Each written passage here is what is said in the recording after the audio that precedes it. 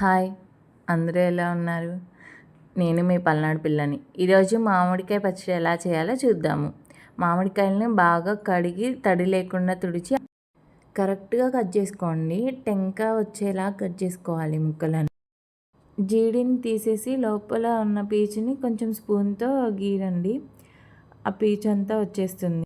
ఇవి చెట్టుకాయలు, అందుకే మేము ముక్కలుగా కట్ చేసుకుంటున్నాము. అదే బయట కొనుక్కుంటే వాళ్ళే కట్ చేసి ఇస్తారు.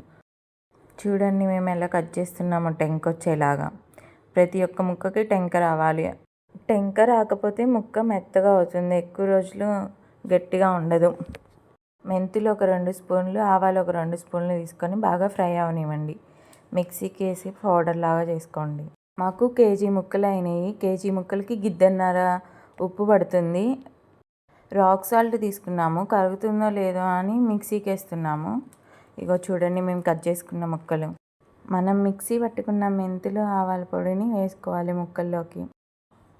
నేను చూపించినట్లు పట్టుకోండి. 1 ఇయర్ అయినా ముక్క గట్టిగానే ఉంటుంది, మెత్తగా అవ్వదు. ఇందాక మనం రాక్ సాల్ట్ని వేసుకున్నాం కదా మిక్సీకి, అది కూడా వేసుకోవాలి. మేము కొత్త కారం పట్టించలేదు, అందుకని ఎండుమిరపకాయలు కొన్ని వేసి మిక్సీ పట్టాము. మీరు ఓన్లీ కారం వేసుకుంటే 2 గిద్దలు కారం పడుతుంది. చిన్నులపాయలు ఒక 10 రెబ్బలు తీసుకొని వేసుకోండి. కేజీ ముక్కలకి గిద్దన్నర ఉప్పు, 2 గిద్దల కారం పడుతుంది.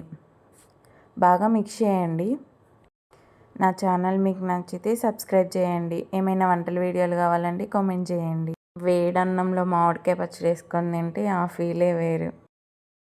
1/2 కేజీ వరకు ఆయిల్ పడుతుంది. ప్యాకెట్ నూనె పోసుకోండి.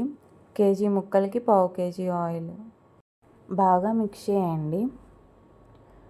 ఒక 3 days బాగా మిక్స్ చేసుకోవాలి. ఉప్పు అనేది కరుగుతుంది. సాల్ట్ వేసుకోరు, రాళ్ళు ఉప్పే వేసుకోవాలి. ఒక 3 days అయ్యాక తినేయచ్చు. చూడండి మళ్ళీ నెక్స్ట్ డే కలుపుకుంటున్నాము.